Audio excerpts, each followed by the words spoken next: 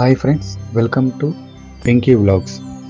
ఏడుపాయల వనదుర్గమ్మ ఆలయ సమీపంలో ఉధృతంగా ప్రవహిస్తున్న మంజీరా నది. భారీ వర్షాలు, వరదల కారణంగా ఎగువ ఉన్న సింగూర్ జలాశయంలో పెరిగిన నీటి మట్టం.